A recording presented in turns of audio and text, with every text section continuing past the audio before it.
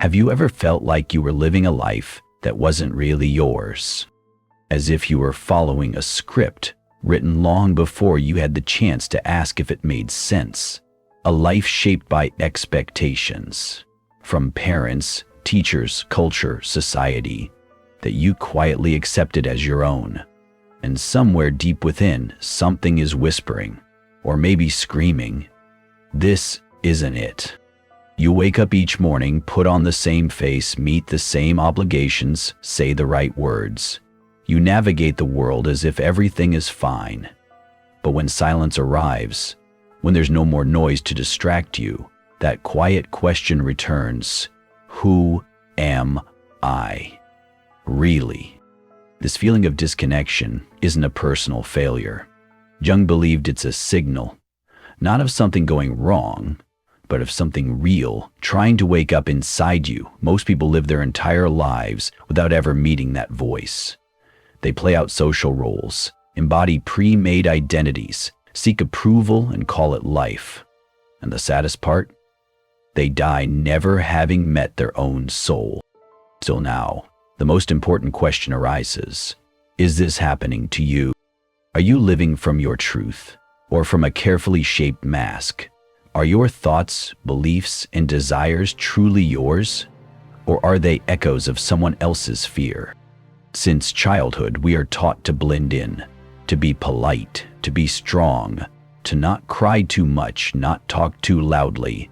And slowly, without even noticing, we construct a version of ourselves that feels acceptable. Jung called this construction the persona, the social mask we wear to be included. It keeps us safe, but it also keeps us small. Because the more we invest in the persona, the further we drift from our core. Until, one day, the mask isn't just something we wear. It becomes all that's left. So what do you do when you realize that the self you've been presenting isn't the full truth? You begin the journey inward. Carl Jung, one of the great explorers of the human psyche, believed that life doesn't truly begin until you meet yourself. Not the version of you that performs for others, not the one shaped by conditioning or fear, but the deeper self, raw, quiet, whole. Jung didn't believe mental health was about fitting into society's mold. To him, healing meant becoming real. He called this journey individuation, the process of integrating all the parts of who you are, even the ones you've buried. But most people never start that journey. They stay trapped in a self that was constructed, not discovered. They spend years chasing success, love, recognition, hoping that out there will fix something in here, and yet something always feels out of reach. A quiet emptiness, a sense that something essential is missing. Because what we truly long for isn't external. It's not found in achievements, titles, or relationships. It's found within, underneath the layers we've spent our lives building up. To reach that place, we have to go where we rarely look, inward. And that's not easy.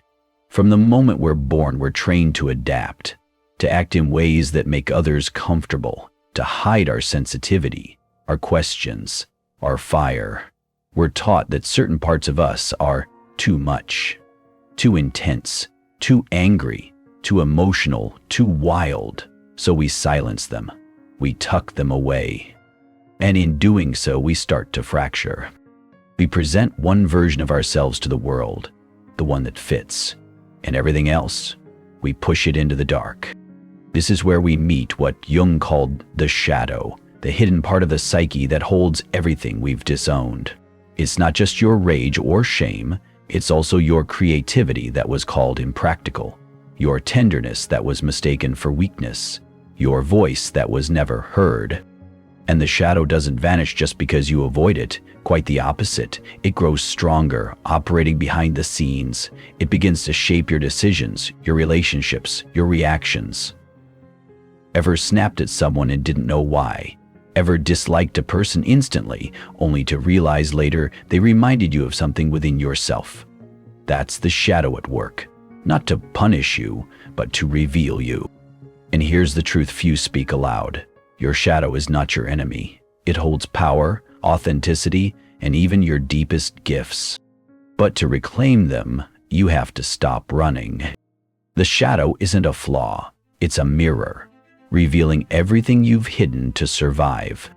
The longer it's ignored, the more distorted it becomes. It doesn't disappear, it shows up, sideways, through sabotage, through projection, through those moments where you think, why did I just do that? You might feel triggered by someone's confidence, not realizing it touches the part of you that's afraid to be seen.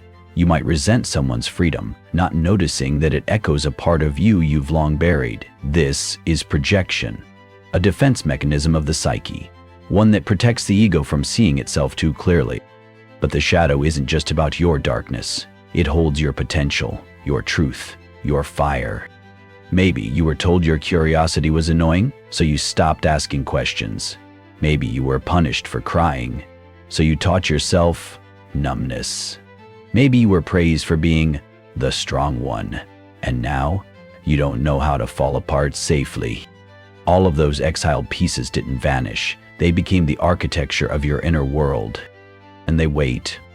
They wait for the moment you stop distracting yourself, stop performing, stop pretending to be okay. They wait for your courage, because that's what it takes. Courage to sit with what you've long avoided. To stop asking, how can I fix this? And start asking, what have I never allowed myself to feel? Individuation begins not when you conquer the shadow, but when you turn toward it with honesty. When you start to see your patterns, not as flaws, but as messages. When you ask, what is this fear trying to protect? What does this anger want to express? What is this sadness asking me to remember? You realize that everything you've pushed away has always been trying to return home. And that home is you. That's the turning point, not dramatic, not loud, but quietly revolutionary. There comes a moment, quiet, often unexpected, when the discomfort of pretending becomes greater than the fear of being seen. You feel it like a weight, not dramatic, not always painful, but constant. A subtle ache that follows you through your routines, your achievements, your roles. It whispers, this isn't who I really am. And in that moment, you have a choice. You can keep polishing the mask, smiling on cue, performing your part, or you can pause and listen. Not to the noise around you, but to the truth within you. Jung believed that psychological freedom begins the moment we question the identity we've been wearing. That we stop asking, how do I become better? And instead ask, who told me I had to be this way in the first place? Because the persona, the social self, can offer many things: stability, success, praise, but it cannot offer wholeness. The persona can help you be liked, but only authenticity can help you feel alive. So what happens when you begin to question the roles? When you stop filtering your words for approval? When you no longer pretend to be unbothered, confident, perfect? Something strange happens, something sacred. You begin to feel a kind of space opening inside you, a stillness, a return. And yes, at first, it's terrifying, because when you remove the mask, you feel raw, exposed, uncertain. But that's not weakness. That's the beginning of realness. You start to see the patterns that have ruled your life. Why certain relationships repeat. Why certain decisions feel hollow. Why, no matter what you achieve, it never quite feels like enough. Because what you were really searching for was yourself. And that self doesn't come in a rush. It unfolds. Layer by layer, silence by silence, truth by truth. To truly understand who you are, you have to look beyond your personal story. Because your identity, the thoughts you think, the roles you play, the fears that guide you, isn't just built from your past, it's shaped by something much older, much deeper. Carl Jung believed that beneath your personal unconscious, beneath your memories, emotions, and repressions, lies something shared by all humans, the collective unconscious. It's a kind of psychic blueprint, a reservoir of symbols, instincts, and patterns that you didn't learn, You were born with them. From this place emerge the archetypes. They're not characters from books. They're energies. Timeless patterns that live within all of us, guiding, shaping, influencing. You felt them. The hero, when you long to rise, to overcome, to grow. The caregiver, when you put others first, even at your own expense. The rebel, when you can't stay silent in the face of injustice. The innocent, when you long for simplicity, purity, safety. These archetypes aren't chosen. They emerge through dreams, impulses, fantasies, and projections. They appear in myths, films, religions, but most of all they appear in you. And when we over-identify with one archetype, say always trying to be the strong one or the helper or the achiever, we lose balance. We cut ourselves off from the others, and we suffer for it. Have you ever felt trapped by a role you didn't remember choosing?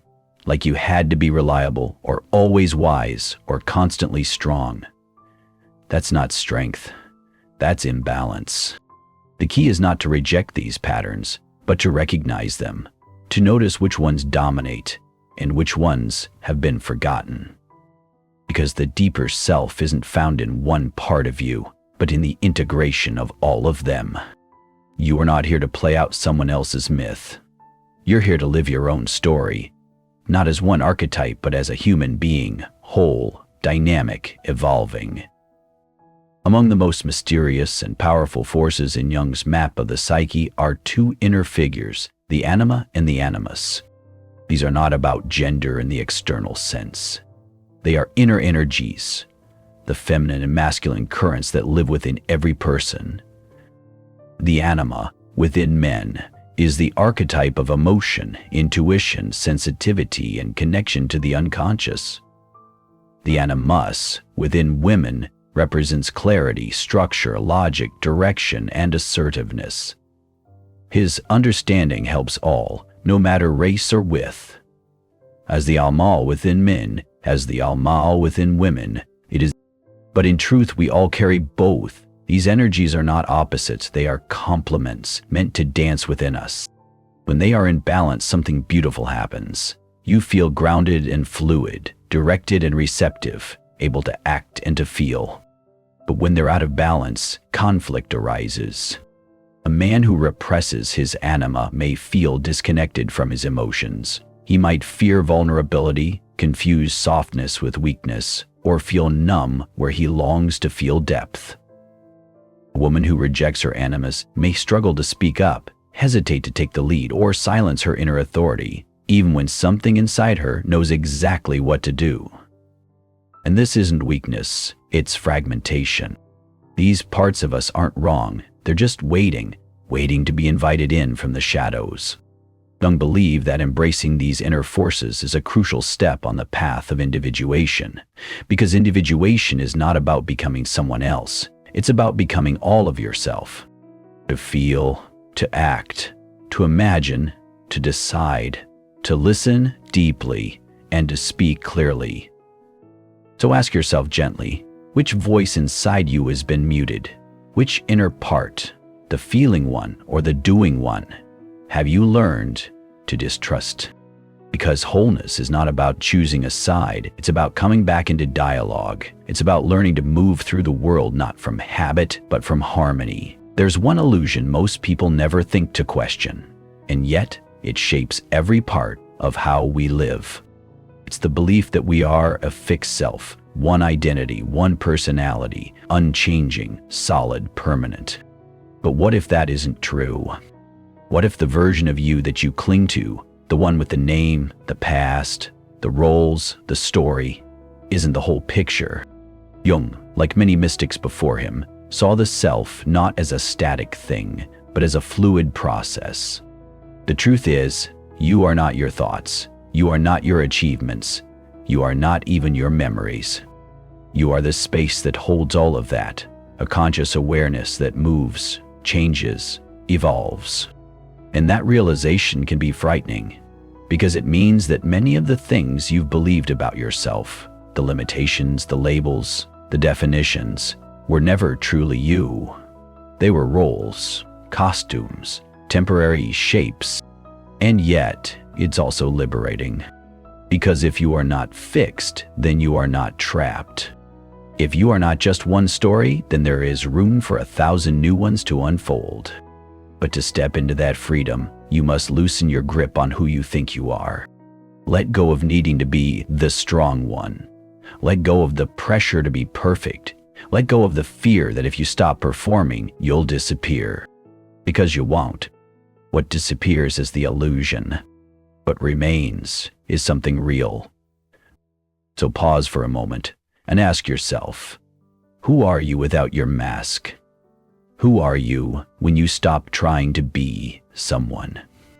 Not a finished answer, just an opening, just a breath. So now you're here, not at the end, but at the edge of something new. Maybe a thought surfaced, maybe a memory returned, maybe you just felt something quietly shift. And that's enough. Because finding yourself isn't a single moment of revelation. It's not a grand awakening. It's a process, a slow and steady remembering of what's always been there, beneath the noise, beneath the roles, beneath the need to be understood. To be yourself is not to add more. It is to return. Return to the parts of you you've silenced. Return to the voice that doesn't need permission. Return to your own rhythm, your own truth, your own depth. And I want to ask you something now, gently, honestly. Was there a moment in this video that made you stop? A sentence, a question, a silence that touched something you didn't expect? If yes, I'd love to know. Leave a comment below and share what spoke to you most. It doesn't have to be polished, it just has to be real. And if this resonated, if something in you said yes, then don't stop here. There is more to explore, more illusions to question, more truths to remember. So feel free to subscribe if you haven't yet. This journey isn't something we walk alone. We reflect each other, reveal each other, remind each other. And somewhere in all of that, we begin to see ourselves more clearly. Because life doesn't truly begin until you stop asking who you're supposed to be and begin listening to who you've always been.